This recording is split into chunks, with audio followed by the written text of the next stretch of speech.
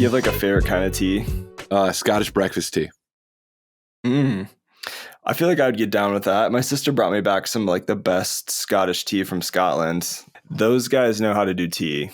I'm part Scottish, part German. So Right on. it's like those are my roots. Right People on. also have whiskey with their oatmeal in the mornings. That would be the death of me. I was like, I don't know how much I would get done if I started every day like that. Not a lot. Not much, I don't think. They do it, I guess. How have you been, man? I haven't seen you in a hot minute. I've been all right. I've been working my tail off. Like my business aside from music has been growing quite a bit. That's great.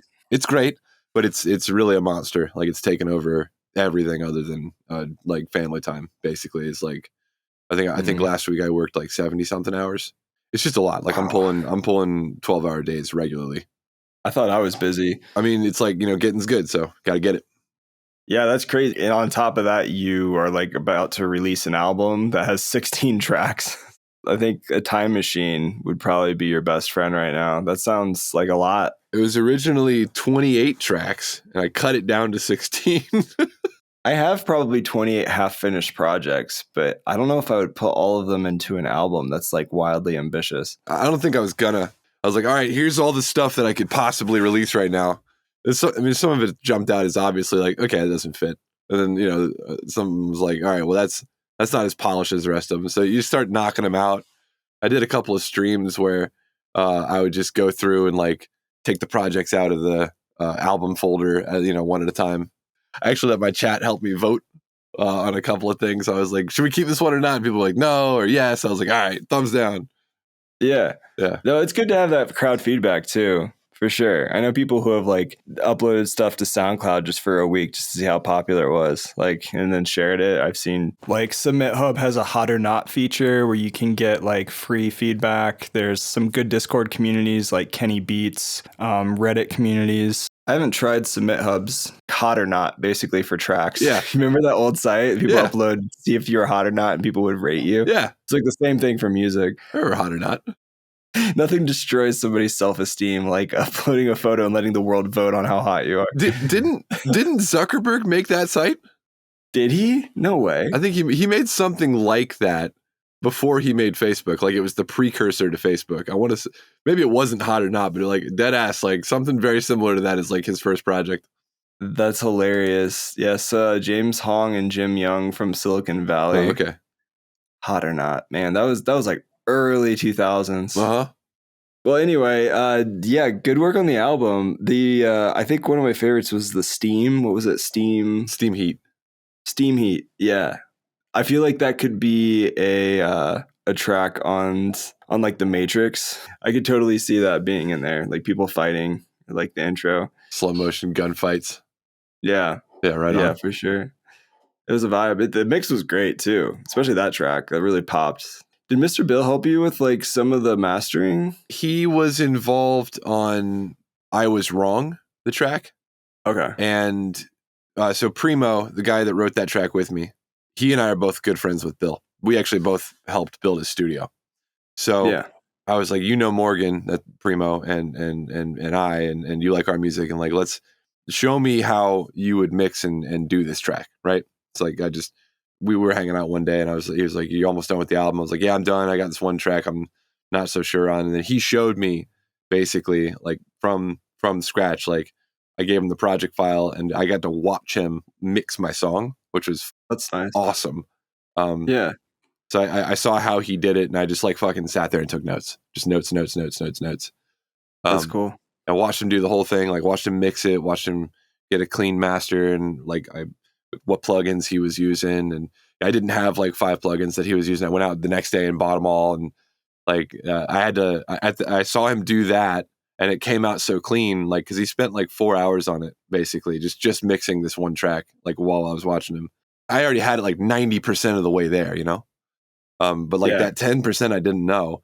Like I watched him do that, and then I went home and I was like, all right, well, I got to remix every other track now. Like, so basically I took what he did. Like I watched him do it, and then I was like, okay, I'm going to do all 15 other tracks that way now too. So then I went back through and did it. And so the whole album sounds That might be the cleanest sounding one because I just don't have the amount of practice that he has at that method. But I could talk about that a little bit too, like what the method is. But like, but yeah. So basically, the way that I mix this album. Hold on 1 second. This mic is like sagging again, dude. Hold on. I gotta this. So like, shout out to Blueit for sending me their PureTube mic. I love this mic, but it weighs like a freaking ton. It's a brick. Yeah, it's like as heavy as my car. I'm just like, I need to give this mic stand some Viagra or something. Keep it up. Just really struggling to stay up. Right, there we go. Last time I talked to you, you finished up helping Chris Lake with his studio, and you just started helping Mr. Bill with his studio, which you like converted an outdoor patio into like a proper room, which was really cool. Right. So I helped out. I helped Matt Davis help Chris Lake. I just want to make sure the lineage is sure. So and then I came and I built Bill's studio. So as it stands right now, Matt, the same guy that I went out to LA with, he's just such a brilliant acoustician, and he did come in after I was done and help tune the room a little bit, which is always going to be a necessity. Because I focus more on like the structural aspects of things, like how to make the room tight, sealed, make it a sealed envelope, like what components to use to make sure it doesn't fall over, like that. That's really more what I'm worried about, because that's just like, construction basics. But yeah, so we finished that. We finished his room. I want to say like right before last Christmas, it was starting to get cold, or something like that. And basically, we had all the treatments up on the wall. Bill came back from his trip, and it was like just ready to go. We just jammed out in there, like for like, he just went into like production mode for the next like 3 or 4 months, like just hammering out his new album, which is going to come out soon. But that album was mostly written, I think, in this room, which is kind of neat. Yeah, I think the hardest part of building that room was getting the clouds correct and hung, because it's a vaulted ceiling, and we have one treatment, and it has to hang from 1, 2, 3, 4 cables. There's another treatment behind it that also needs 4 cables, but it's tilted. So there's 8 mounting points in the ceiling that I had to nail, because I didn't want like an extra hole in the drywall, because and that drywall in the vault took me forever to get smooth. I had to like remember where I'd put the joists and the roof, and where I'd put the rafter ties and everything. I remember that being a stressful day. And fun fact, I'll out myself here. I used to run the electric for the lights in the primary cloud. There was no way that I could run Romex or like shielded MC cable or anything down one of the wires without it looking horrible. So what I ended up doing is using an extension cord that runs into an outlet in the ceiling, right? So there's an extension cable that plugs into an outlet in the ceiling that you can't see, and there's an extension cable that runs down one of the cables that's like toward the front of the room that you can't see, so it's all hidden, and then it plugs into another outlet. Now, if you're following me, you'll notice that I've said extension cable and plugs into an outlet twice, which means that it is a male-to-male extension cable, which is so dangerous. As long as it doesn't sound ideal. As long as you don't unplug it, it's fine. But like, sorry, Bill, that your studio burned down. No. As long as it doesn't come unplugged, it's fine. But so that's like the last thing I need to go fix, is like putting in like a permanent solution for power to that cloud. But hey, listen, it's worked great for years now. That's good. Yeah. You know more about that than I do.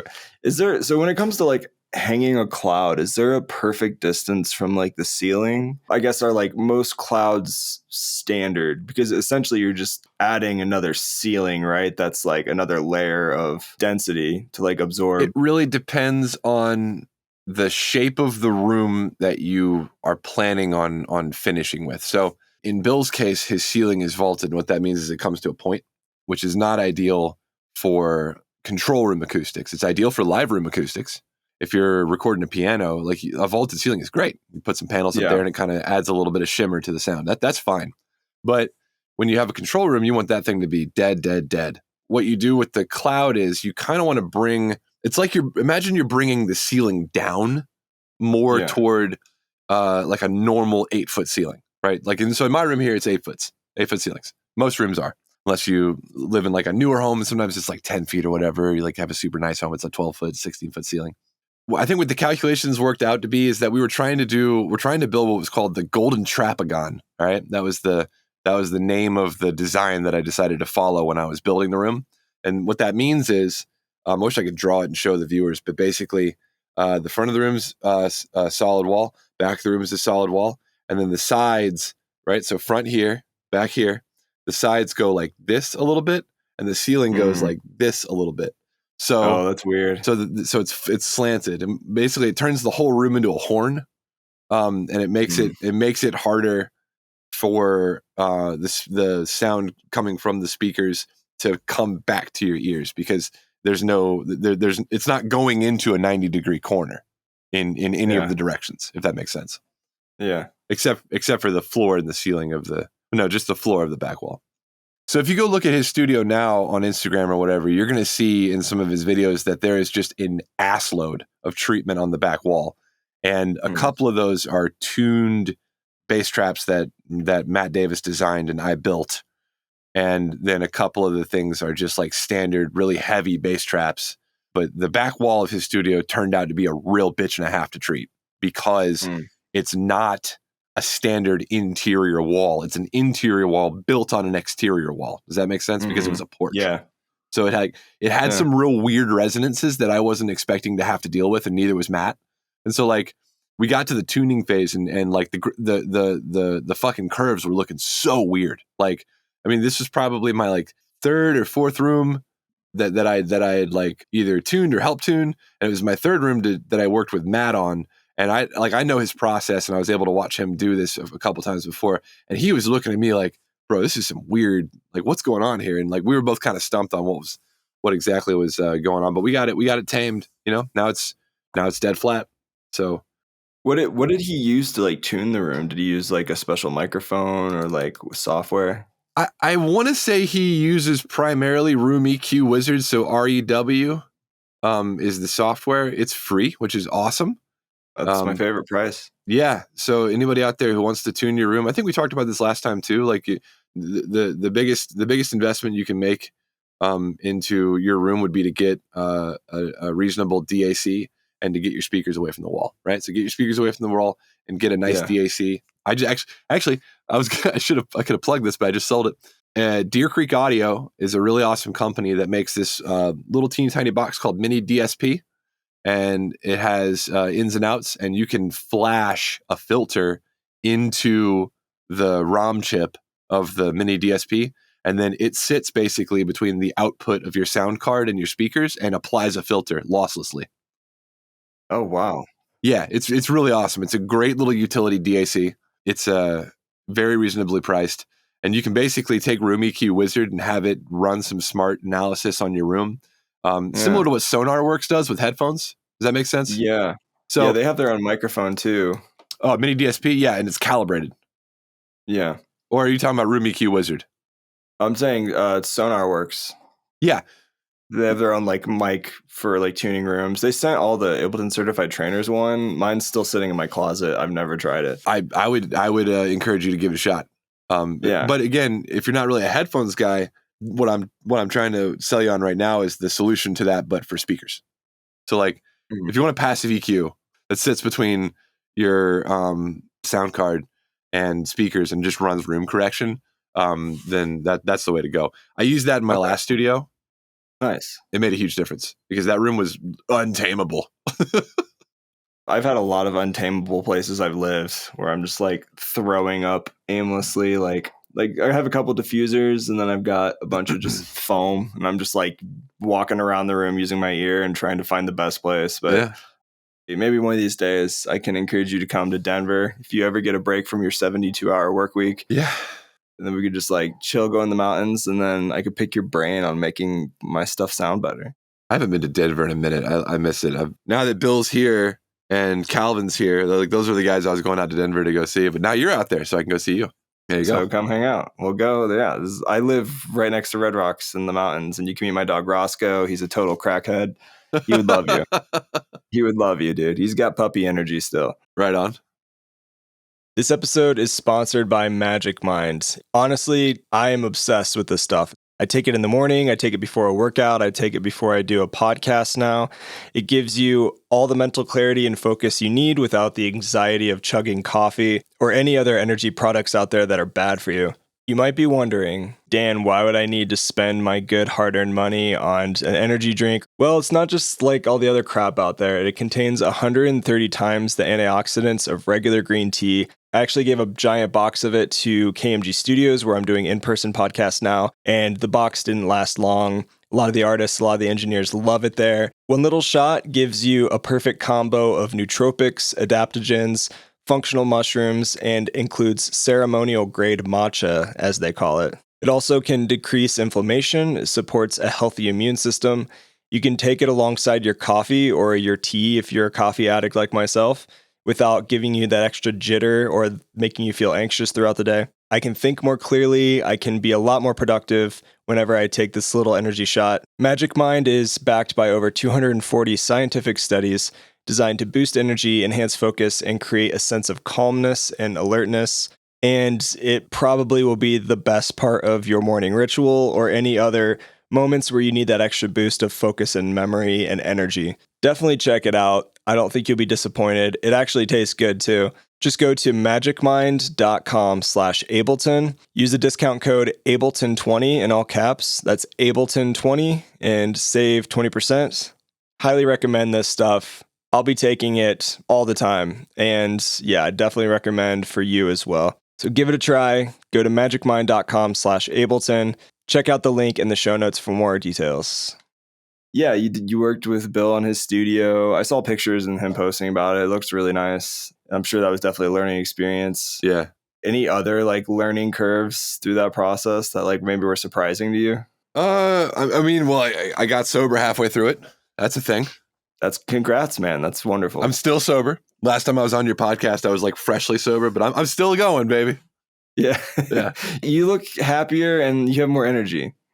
Some of that might be the tea, but that could be the tea, the caffeine, maybe. It's gone. So some of that, some of it might be the tea, but no, they're generally, I feel a lot more positive. I'm off my meds as well. So it's not like a Zoloft joyfulness. It's like an actual joyfulness. That's good. That's great, man. But that is not to say that medicine did not help my brain relearn that pattern, right? So that's the purpose of antidepressants, is to help your brain relearn how to make its own junk, right? Like, hey, doesn't this junk feel good? And your brain's like, oh yeah, that junk's pretty nice. And it's like, cool, now you try it, you know? Yeah, man, everybody's brain's different. I've heard success and horror stories about antidepressants. Oh yeah. I think it depends on so many factors. Oh yeah, no, I don't want to make light of that. No, I know. Yeah, for sure. Outside of antidepressants, like let's talk about your new album. You said that you got some help with like the mastering and mixing for that extra 10%, finishing them off. Maybe you could talk about some of those things that you learned in that process. Yes, because I would be very curious. Before I do that, may I go get a seltzer out of my fridge? Dude, I'm going to actually do the same. Let's go get some drinks. So for everybody listening right now, here's what Gardner did as he was waiting for me to get back with my drink. And I think it's hilarious, so I'm going to leave it in the podcast. Boop, boop, boop, boop, boop, boop, boop, boop, doop, doop, doop, boop, boop, boop, boop, boop, boop, boop, be-do-do-do, be-do-do-do-do, be-do-do-do-do, do-do-do-do-do, boop, boop, boop, be-do-do-do-do-do.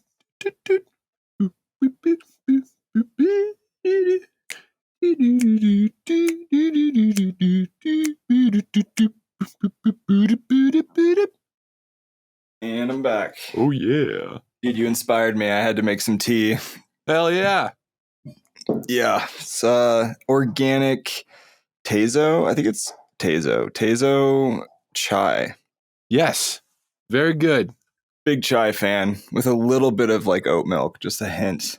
Okay. So the other day I had a client who was feeling some sort of way about the deck I had built him.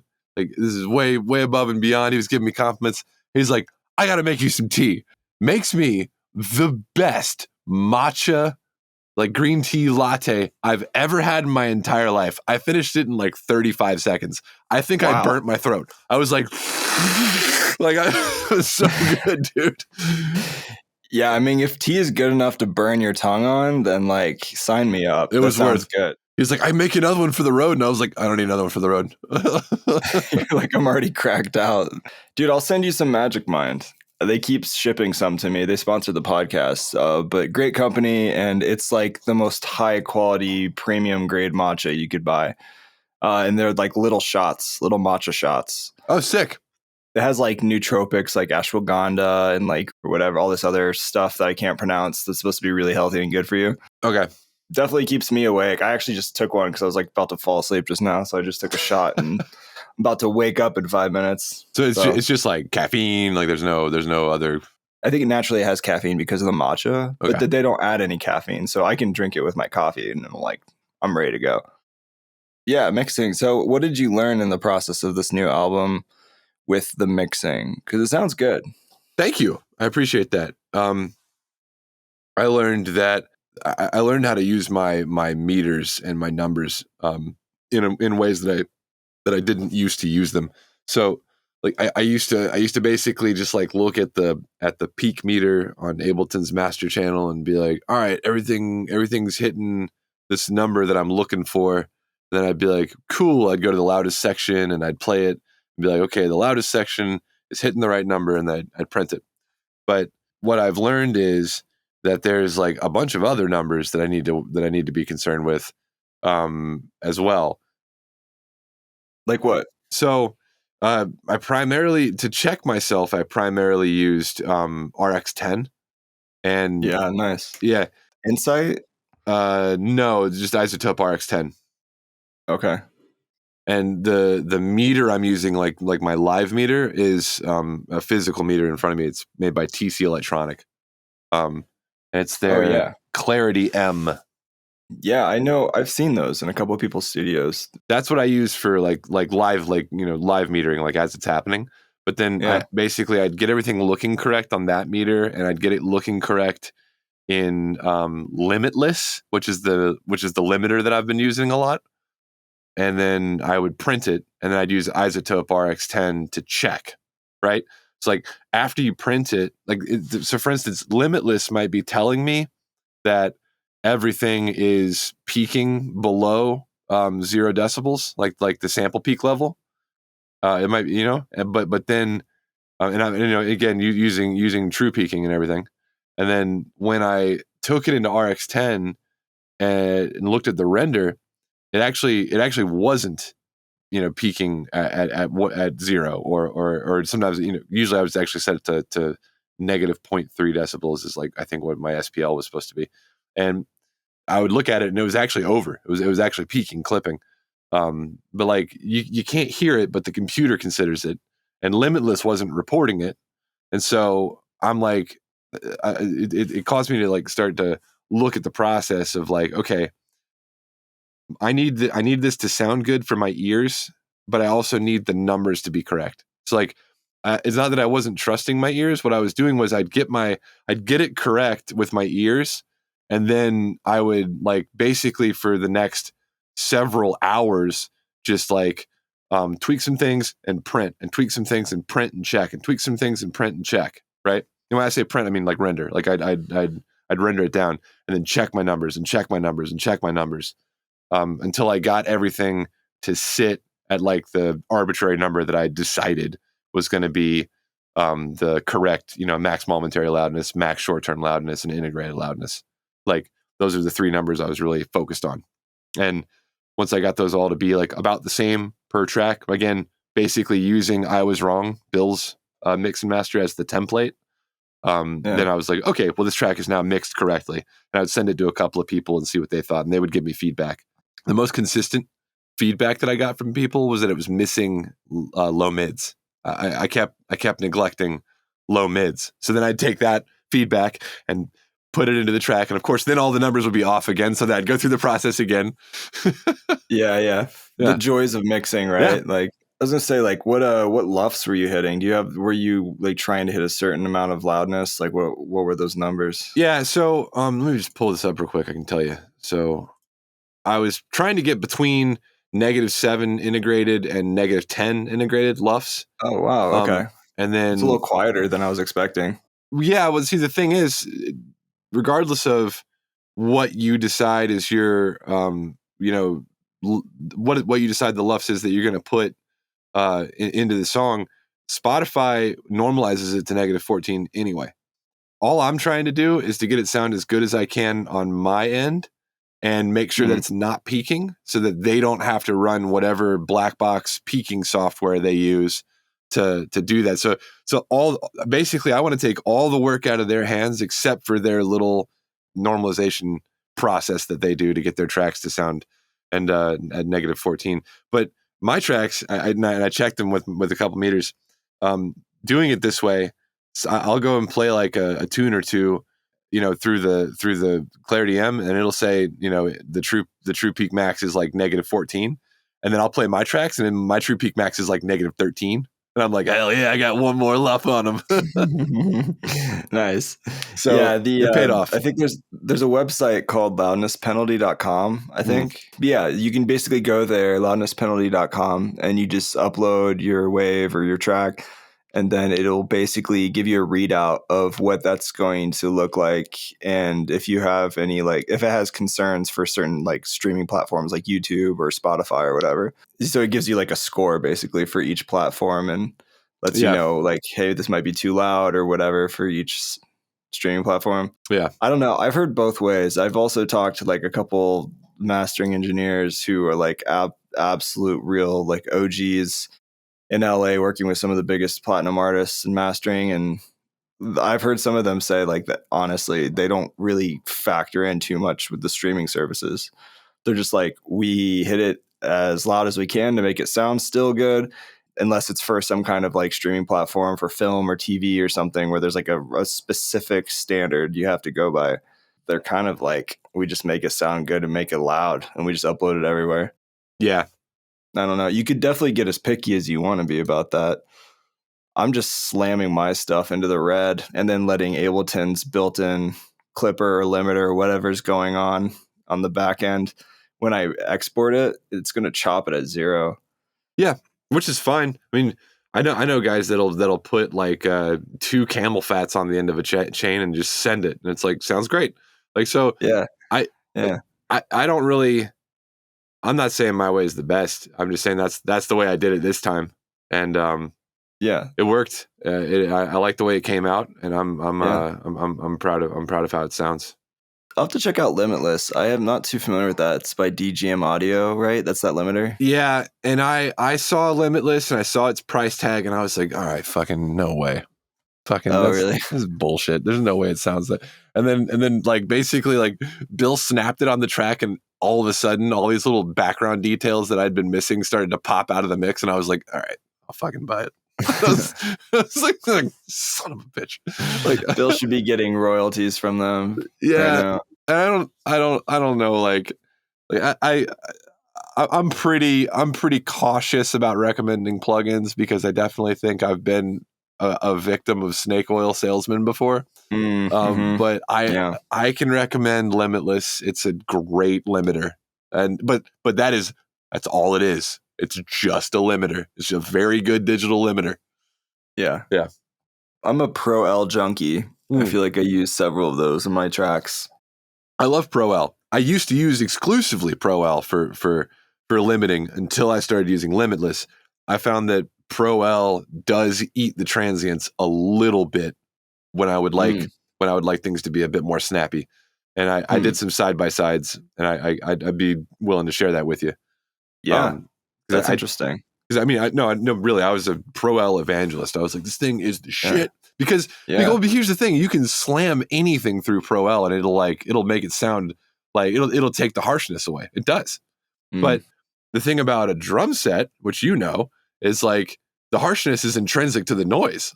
So like if you're removing character from the sound, then that's not good, right? Yeah. And I feel like limitless allows me to slam things through it, but also it preserves the character of the noise, and it does a little bit less of that. It does a little bit less shaping.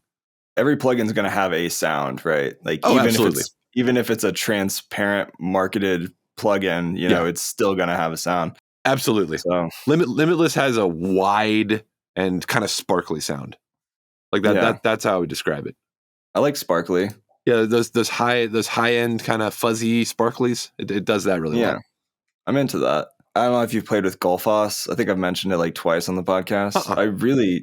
I like Gullfoss. They have like a Gullfoss EQ, which basically just like reads like the dynamics and like the EQ and the frequencies of what's being played real time and adjusts it real time. They have like an EQ one that you can use. Like if I, like for instance, I had a bass guitar that I wanted to distort and make it pop out as a lead in like a fill, and I just couldn't get it bright enough and dirty enough and tight enough, and so I used Gullfoss EQ on it, and it was just perfect. Like it sounded what I wanted to do. And then there's a Gullfoss. But then they have a mastering plugin. It's for your master, and then I usually put that like right before the limiter.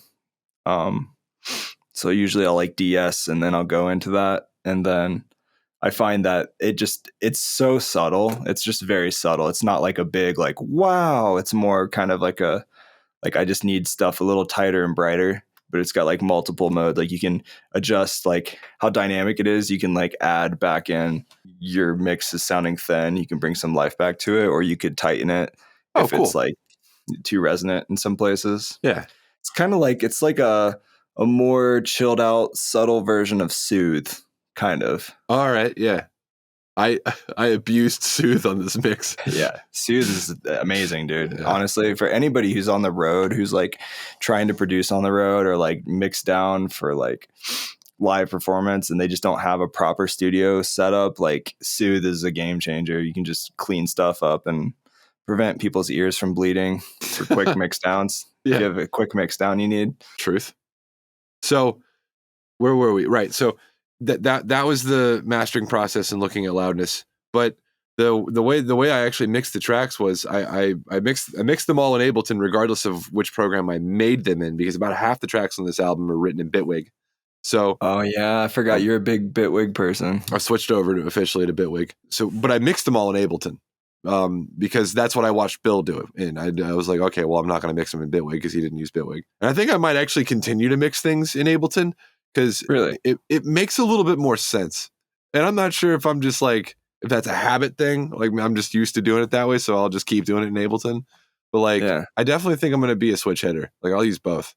Like, it's funny because I feel like Ableton gets a lot of criticism from people who love to mix because everything is just like laid out left to right on a track insert, as of like Pro Tools or Logic, like you have more of like a stackable kind of plug-in window option. I have zero experience with Logic and Pro Tools, none. So I know how to do mixes on is Ableton.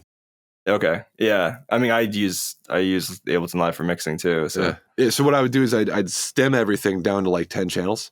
I'd do like drums, bass, basses, synths, and like I had like 10 or so like standard groups of tracks. Like, so I'd take the track, which would end up being like 100, 120 tracks. I'd bust it all down to like 10. I'd render them and I'd put that into a new session. And I'd basically have that be like the mix session. And I would edit them and remove tails. And so there was a lot of editing. Like if this was a traditional like editing process, there would have been like little edits of tape all over the floor because I was removing the extra resonance. There's not the extra resonance, like the extra reverb tails, because I don't want the computer to consider it. You know, it's like I was going in and like checkerboarding the song again. You know what I'm saying? Yeah. So it's like further cleaning it up. Like when you wash rice, that's what it felt like. I was like, the fourth time you wash rice, you're like, is this even doing anything? But like that's what was going on. Like I was like, I don't even know if this is doing anything. But that's what Bill did, so that's what I'm gonna do. And like, yeah. But the cool part is several songs at that stage changed because I had them in stem form and I wasn't thinking about Vital or Serum or whatever. I was just thinking about the sound. And I was able to use, which I use this technique quite a lot on this album, is Control Shift and then dragging the waveform around in the clip region. You know that trick? Oh yeah, that's really nice. Yeah. So several times I would like just fuck around with one of the main sounds, and I would like shift it a little bit to the left, and I was like, oh, it sounds way tighter, and I would just like leave it. I was like, that's how the track is now. Oh, nice. Several tracks have like a premix that doesn't sound like the master at all. Like it's like a different song. Waveform a little. Yeah. I don't know. I love step mixing, man. Yeah. Honestly, I much rather prefer working with just audio tracks and just mixing down that way. You can't get it that tight any other way. Yeah, I mean, it's nice, and like obviously your computer's probably going to be a lot happier if you're not running a bunch of VSTs and stuff too. So like, you know, there's that factor, especially with like side chaining. If you have a bunch of stuff routed into other stuff, your computer's going to have to be thinking a little bit extra hard. It's going to probably affect maybe some of the timing of some stuff on like a micro level. Yeah. Computer might it's going to have to process a little harder. It's going to sweat a little more. I don't know. There's just something nice and pretty aesthetically about working with audio too. Just being able to see the waveform. That's something that's really nice with Live 12, actually, is like it has a waveform zoom option now. So you can like zoom in really close, really quickly on audio clips and see the waveform. Sick. I'll have to like, I have to admit that I've been so in the weeds with things I haven't looked at Live 12 yet. It's pretty sick, man. There's things I hate about it and there's things I love. Yeah. It's definitely a love-hate relationship. I think there's like cool ideas. I also think it's getting to a point where it's like some of the updates were more of like a bonus rather than a necessity that actually kind of inconvenience things. So like I've mentioned this on the podcast, but like if you hit Command Option R, like it should hide the return tracks. Right. It doesn't do that. It doesn't do that anymore. You have to like manually go into like your view settings and then go into arrangement track controls and then hide specific things that way. So they got rid of shortcuts and they changed some of the shortcuts. I guess you can always relearn that, but it's just kind of like, why do we need to keep changing the shortcuts, guys? So in Bitwig, you can make the shortcuts whatever you want. See, that's awesome, dude. Like that's the move. Like a video game. Like you've been able to do your own key bindings in video games for fucking 2 decades. Why can't we do that in Ableton? Yeah, 100%. You could probably remap the whole thing in BOEMs if you wanted to. Maybe BOEMs MIDI translator. You might be able to get away with that. That'd be sick. It'll take a while. Yeah. But there are like really cool new features, like being able to see your mixer controls and arrangement view and toggle that real fast is really nice. I do like that. A lot of other things. Yeah, I did a whole episode on it. Anyway, back to you. So you talked about like you really love the Limitless plugin. That was kind of a nice new bonus thing for you with the limiter, like learning like your process, like you produce in Bitwig, you stemmed it out, mixed in Ableton. Yeah, and so some tracks, I mean, again, it's pretty much a 50-50 split. 50% of them came from Ableton, 50% of them came from Bitwig. And at this point, it's funny, if I listen to the album, I can't tell which is a good sign. The creative process and the way that I did everything was very much like mirroring the guys that I've been working with, like people I've been watching, because I haven't released a dance record since 2014. Like I've done ambient music and I've done like some pop stuff that was kind of weird, but I haven't put out like a dance album like of like EDM like this in 10 years. So all these other guys I've been working with, like John Curry and Matt Davis and Sean and Bill and Nolan Frequent, like watching these guys how they produce, I've been just kind of copying that, like the checkerboarding thing, and the way that the sound kind of gets into the computer starts over here, like with the modular. I'm motioning over here to my modular. I start off like fucking around, making some cool loops and grooves over here, and then that gets recorded into the computer, and then I basically like iterate over and over and over again, like change something about it, add a plugin, print it down, change something about it, add a plugin, print it down, and just keep going in layers and layers and layers. And like, by the time it hits the final version, you can't tell it came from the modular, so it doesn't really matter that I came from here, which is been really good for me to figure out, because I'm starting to sell off some of my modules and just kind of parting ways with that aspect of my creative process. And I'm like, it doesn't really matter where the sound comes from, because by the 10th time I've iterated, it's just a bunch of noise. Yeah. Yeah, I mean that's true. Like at some point, if you're really into that experimental sound design, you're just going to keep processing stuff. It's not like everybody's like, "Ooh, that's a Moog," like Ooh, it's yeah, it's like that sounds fat and nice. That's all people are really knowing. ooh, that's a Dreadbox antiphon that he probably built himself. With erosion and saturator and a glue compressor and all this other, I don't know, man. Like I feel like this album is far more me playing with noise instead of like worrying about music. So like, yeah. I very much like have. I mean, I did an entire course for you with theory. So like, I've always been like, You did. yeah, I've always been like, Yeah. I'll write counterpoint, and I'll do my counterpoint thing, and then I'll do my best to make it fit EDM. Whereas this time I was like way more focused on the end result of making like a slamming dance tune. And I was just like, what does the noise sound like? And like, I would shape it and saturate it. And I think I put saturator at least once on everything. Like just saturator on everything. Yeah, honestly, same. Like saturator is still probably my favorite saturator device or plugin out there. It's OP. Like that. Yeah. It's like Ableton devices I was constantly using were saturator, glue compressor, and I have it written down here, channel EQ.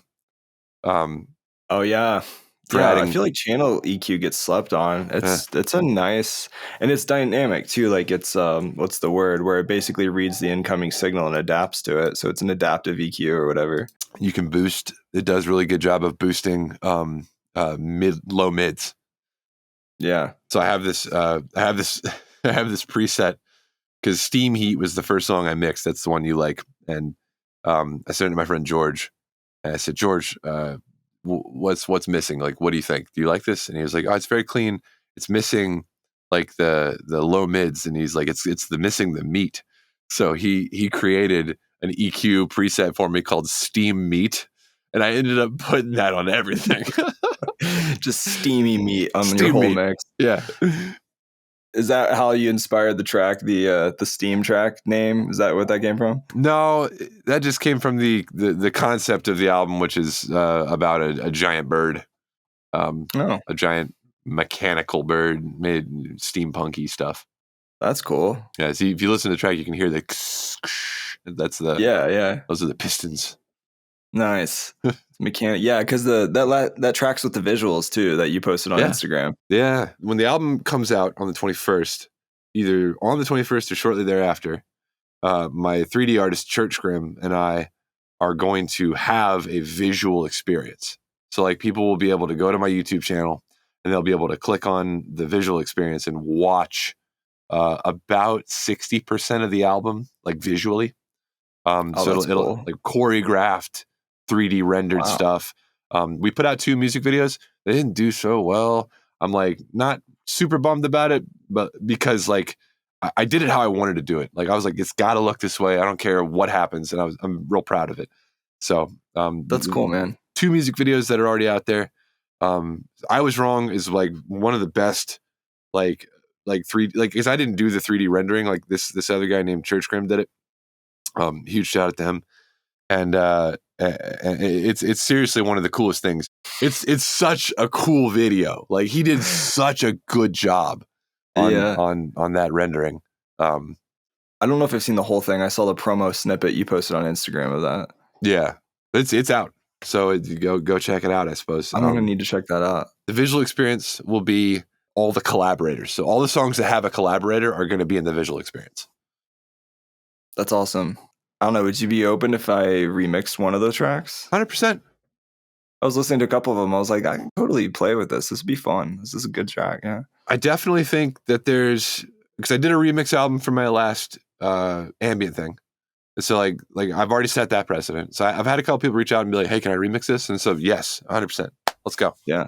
I've already got the stems. I feel like I've seen more remix albums in the last couple of years than ever. It's fun.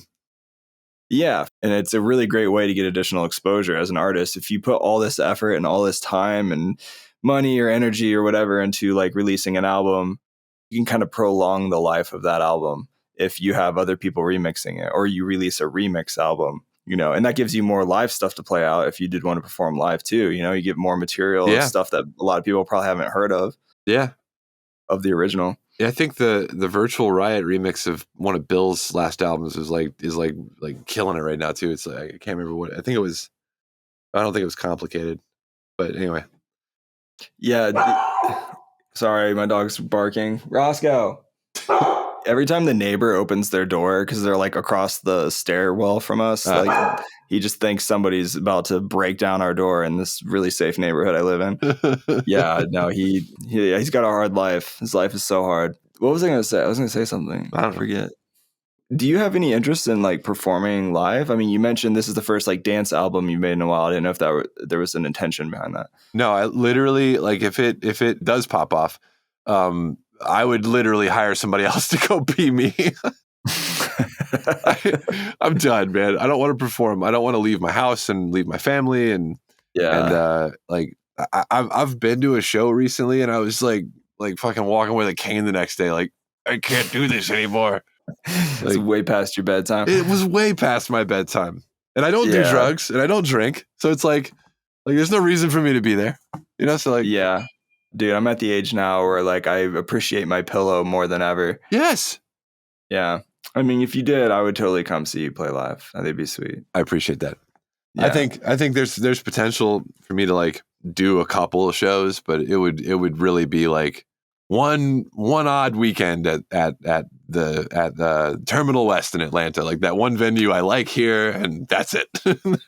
Yeah, I haven't been there, but I've heard good things about that place. Yeah, it's the staff is great, and they're great, and it's a good venue. I don't know. I feel like in the world of live production, I feel like you could do so much because you have a really strong background in construction and just like production and all these different things. I feel like you could totally build some really killer like stage setup or like a set or something. If you ever were interested, I feel like that you would definitely be amazing at something like that, doing production setup. I would love to do set design and production and construction for somebody else. I would love that. But yeah. I think if I did that for me, it would never get finished. It would be so over budget. My wife would leave me. Like, it would be a bad idea. Like, yeah. And it would be cool looking when it's done, but yeah, it's the amount of effort it would take to get to a product that I'd be happy with. Like, it took me 5 years to make this album. Like, that's too long. Like, yeah, it's a long time. It's a long time. And there's a certain amount of like pickiness that I can't get out of my system. I'm still grappling with that. Like, the idea of promoting a song, the idea of promoting a release, like sometimes will like stop me from making the thing. Right. So I think if I was doing like a live production, like it would never get off the ground. It would never, nobody would ever see it. What's after this? Like, do you have anything you're thinking after this album release that you have in the works that you're working on? Yes. So I want to do another hip hop mixtape. So Whitey McWhiterson was successful. So I'm going to do Whitey 2. That would be cool. Like I said, I'm selling off a lot of my hardware to make room for my first love, which is my bass, which is over here, my upright. Kind of like, how like Emily the harpist has her like pedals that she runs her harp through. I want to do that, but like with my bass. So I'm trying to make some room in the studio for like, to get my string instruments back out and get the sitar in here and get my guitar out more. And so I have a side project called No Effort. It was a lo-fi EP that I put out, and that did pretty well. It got playlisted on a couple of the bigger lo-fi playlists. But I want to do a second one, but like more upright bass, more of those like saccharine ahs and oohs that I put on stuff. I think that's cool. Just put the dance music out and then take a break from the dance music. Yeah, I've been definitely into more of like the hip hop sampling, Whitey McWhiterson kind of vibes, I guess. Hell like yeah. I've been loving that kind of stuff lately and playing more with that. Or do you know Orville Klein? This is kind of random. I think I heard the podcast you had him on. Yeah, dude, he's brilliant. He's like one of the OG Ableton certified trainers in Chicago. He posted a video the other day about how to generate your own like hip hop vocal samples. Yeah. You guys broke the news about Push 3, I think. We did. Yes. I remember that podcast. Nice. I love Orville. Shout out to that guy. He's got some really great like Ableton tips and tricks, and he hosts workshops regularly in Chicago. He posted like an Instagram video recently of how to use this AI site called fakeyou.com. Have you heard of it? Yeah. I haven't played with it, but you basically just record like in Ableton or wherever like a phrase or a vocal to like a tempo of whatever you want. And then you just like export it, upload it to the site. It does like a voice to voice kind of like conversion. Oh, wait, is this the site where you can choose like Drake or Kanye or? Yeah. So it has like a growing archive of all these different artists. And it takes your exact recording and it basically swaps out your voice for their voice. Does it work well? It was surprisingly good. From the video he shared that I saw, I was like I could totally, if I needed some like hip hop vocals, he did it like one with 50 Cent and it sounded just like 50 Cent and it was the same tempo and like similar pitch of his voice, but like just more 50 Cent, like a little lower pitch. Yeah. You got me pulling the sticky notes out, man. I wrote it down. I'm good. Have you played with any kind of AI related stuff at all? So Bill's got his thing that he put out with DataMind and Incanti. I'm kind of in their circle with that stuff, and also I've seen some of the cool things that Ben Jordan's been using AI to do. Like, have I messed with it personally? No, but I've been like watching over shoulders and being like, oh, what are you guys doing? Okay, all right. You know what I mean? Yeah. Like, I feel that's my relationship with it, is very much like it's cursory. You know, I'm like, oh, okay, cool, that's nice. Yeah. Yeah, it's a whole new world, man. I don't think it's ever going to replace like artists or producers, because I think people always want that human element, and like it's just a model building off of something that already exists. So like people are going to still want like original creativity, I think, when it comes to music production. Yeah. It's got some really cool shortcuts and hacks I think producers can use right now and in the near future. I know Bill's talked about dance diffusion quite a bit. I remember that was part of the studio build saga, was him working on getting all of his GPUs to like talk to one another so that he could process more dance diffusion iterations and stuff like that. So I remember like watching that happen, but I never got a chance to like fuck with it. The thing I've been using AI for is like aleatoric stuff. So like again, like a lot of my music still has like kind of an aleatoric sort of chance operation thing where it's like, okay, there's an A and a B. Which one is it? Let's roll some dice. Right. So I'll be, every once in a while, I'll ask Chat GPT, which I use that a lot. I use it like Google now. Oh, me too, man. Same. And I'll ask it like, hey, of these two options, which one would be more effective for this? And then like I'll have it like help me make decisions like that. Like kind of like how I used to ask Chat like during a production session on Twitch. Like I'd be like, hey, this isn't it good? And people would be like, no, it's not. I'm like, cool. Delete. Yeah, I mean, that's subjective though too, right? Somebody probably is actually going to think something that those people thought was junk is actually like the best thing ever too, you know? Yeah. So, have you played with the GPT store? It's actually pretty wild with how many people are now like creating and uploading their own GPTs in the OpenAI store. What? No, I haven't. Yeah, they have. So you have to pay for it. I think you have to do like the plus plan or whatever it's called. It's like $20 a month right now. All right. But you can access all kinds of stuff. Like you can say, I want you to analyze this big spreadsheet and give me a quick summary on what it means. Or you could, like I had it write a non-disclosure agreement for me for this new project I'm working on. Cool. And yeah, there's all kinds of different stuff. Like I had one transcribe all of my podcast episodes. Cool. So it's pretty wild. And there's like, I saw or read an article, I haven't really looked into it, but there's another marketplace of GPT apps called Flow GPT, which apparently is like the more open sourced version of ChatGPT or OpenAI. Yeah, I want to play that with that more. So Flow GPT is supposed to be like a bigger kind of like crowd-sourced type of marketplace for like AI bots of different types. That one's interesting too. You need to check that out. Sick. And the future's now. It just keeps walking forward. Yeah. Did you hear about that Tom Hanks, some like medical company, like a smaller medical company, basically used him to endorse their product. It was like a deep fake of him as like a commercial. No. Yeah. And then like somebody saw it and like sent it to him or something. And he's like, I didn't do that. And then it was like a big lawsuit. No, but I do remember the Taylor Swift involuntary AI porn. That was a big thing. Nobody needs that, right? Yeah, man, that's messed up. I'm just saying nobody needs it because it's already out there. So subscribe to my Pornhub. No, I did see in like an article, some guy was actually creating fake girl that he was generating pictures and videos of a fake person. He was doing it for OnlyFans. That's genius. Yeah, I was like, honestly, dude, I respect that hustle. Like, that's fucking genius. He's making money off of a fake person people think is real on OnlyFans. Dude, he's making several thousand a month. Yeah, brands are using that. There's like several brands that are creating virtual influencers, and they have like a team that's creating these fake influencers. Yeah, there's like several companies are doing that and just like growing a big fan base off of a fake person to endorse their product, basically. Yeah. Yeah.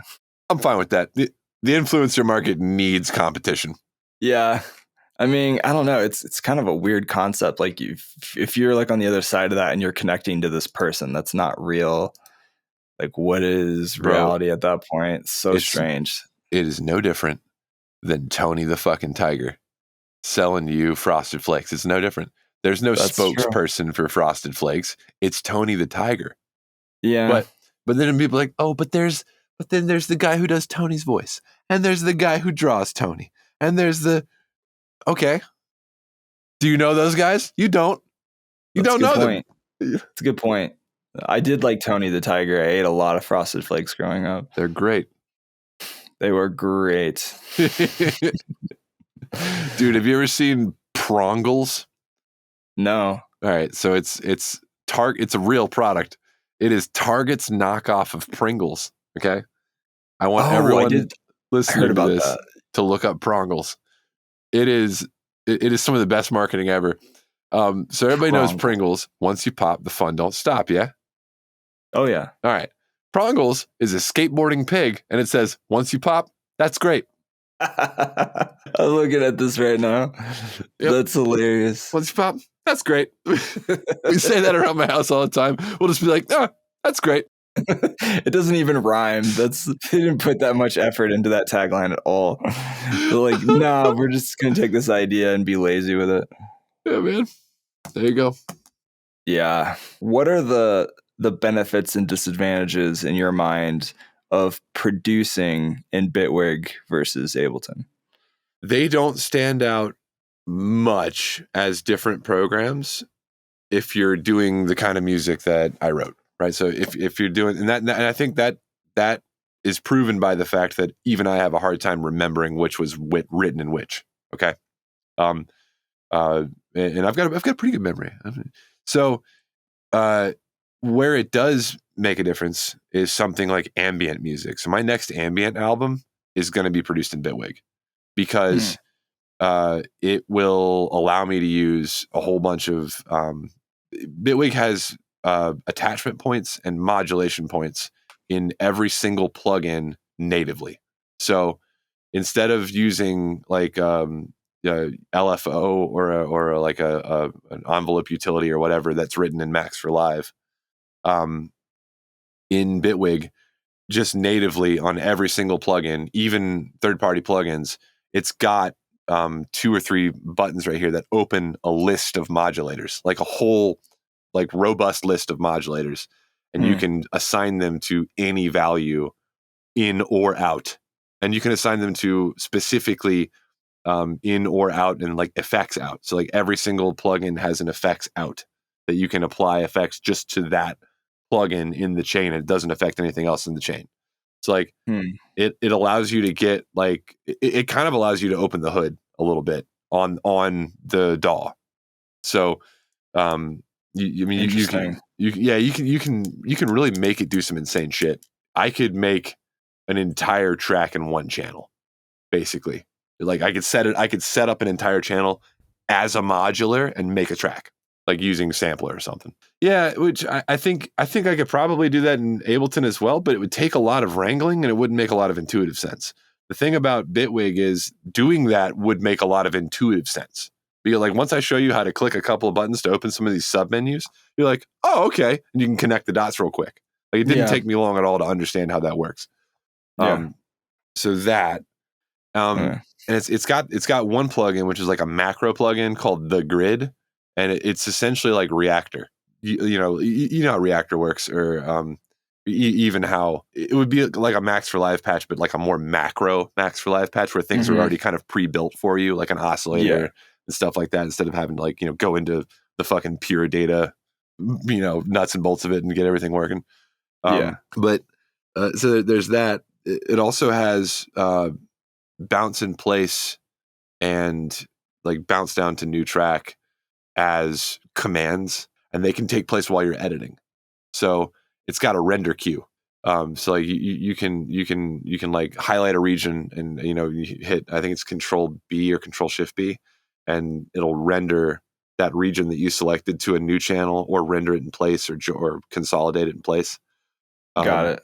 It's like bouncing in place and stuff like that is really useful for my process because I iterate like that. But yeah, I do the same thing a lot. Yeah, I use bounce in place Max for Live all the time for that. Oh, I love BIP. I mean, it's on my master in every Ableton track. Me too. It's great.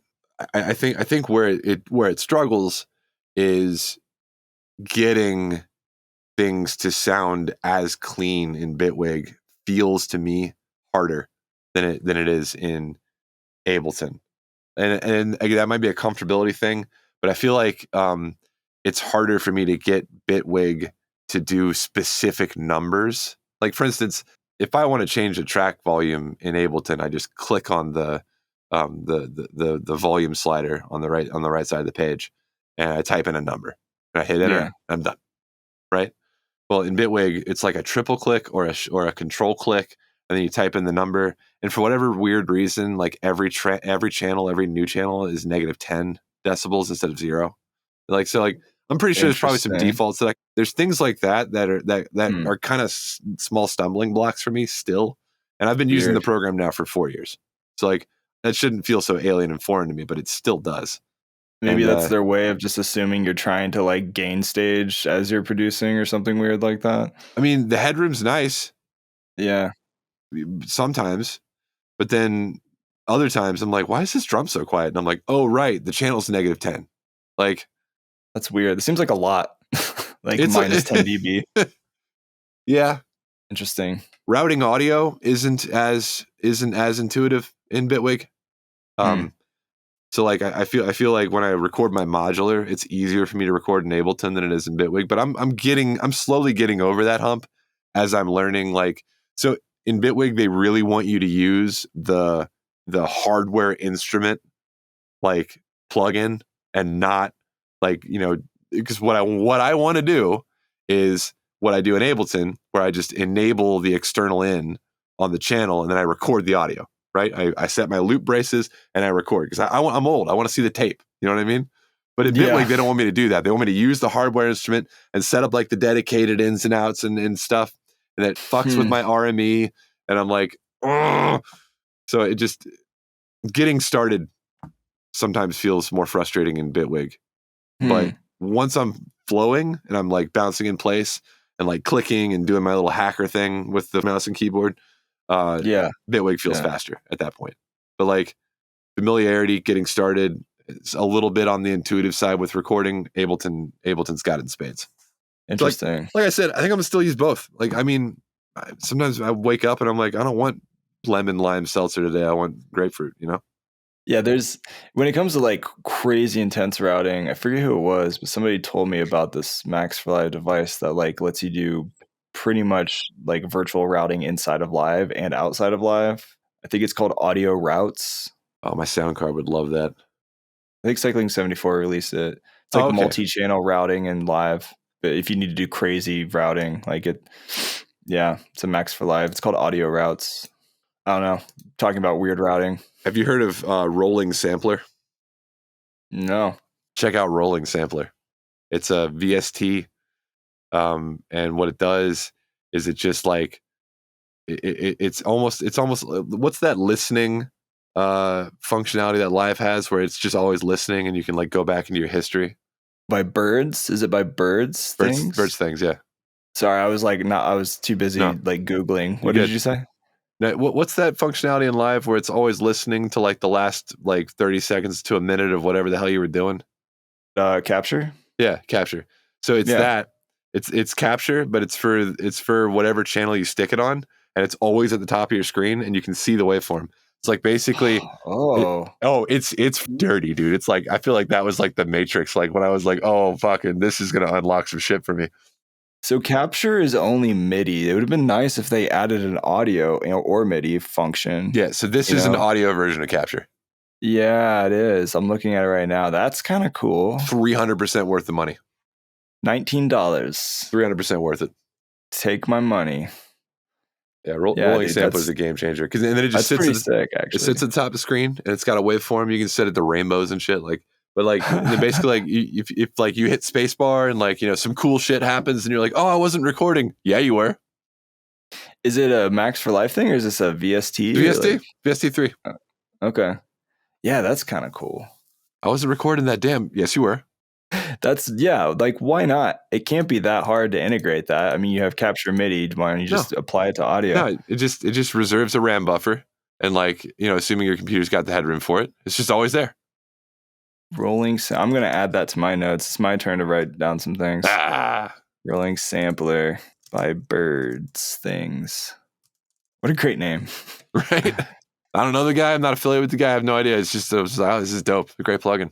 You must love birds. Yeah, Lila's not with us anymore. I know, dude. I'm sorry. She was so great. I definitely missed seeing her. Cool bird.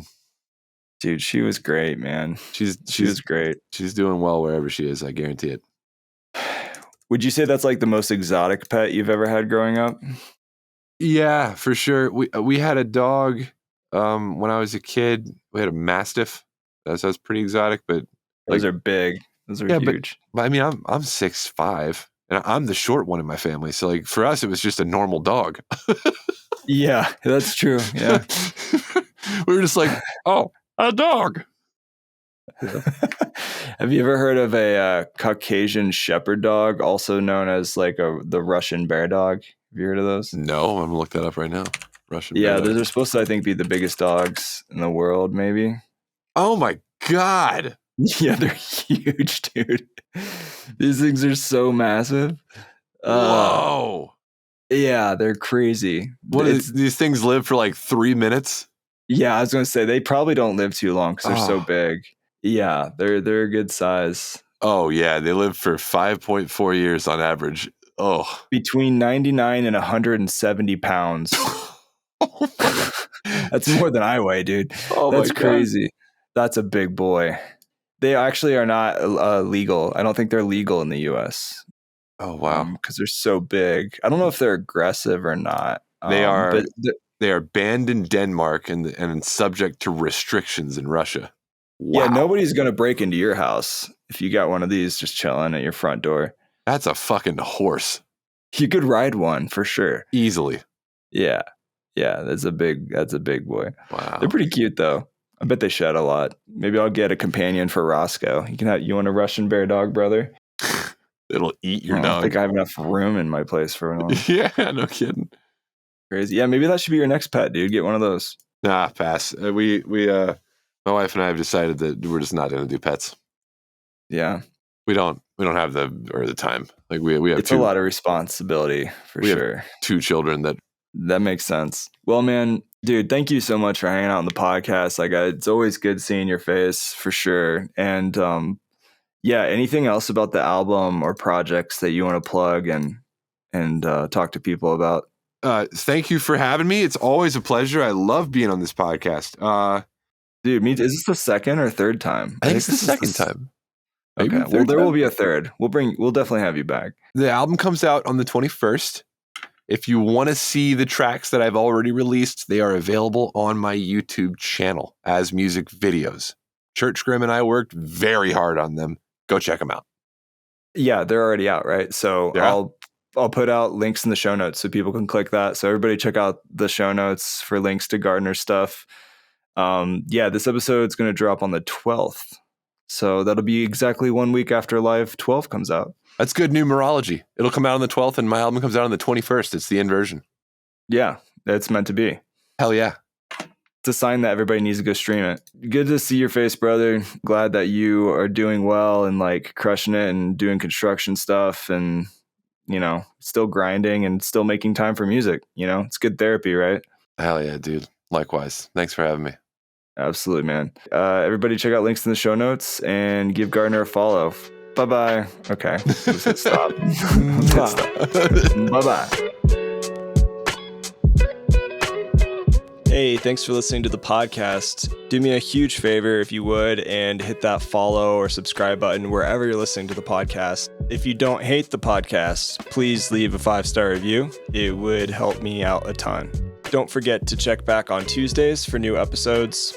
I plan on cranking out a lot more in the upcoming future. Also, if you didn't know, on Spotify, if you click on an episode on mobile, you can interact there and you can tell me what you think about this episode and other episodes, and it would be great to hear from you and see what you're thinking about the podcast.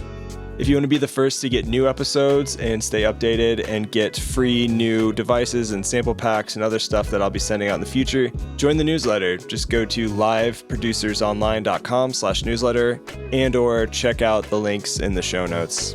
Make sure to give this guest a follow on the socials. Give them some love for spending their time. And once again, thanks for listening to the podcast. I will see you next time. Later.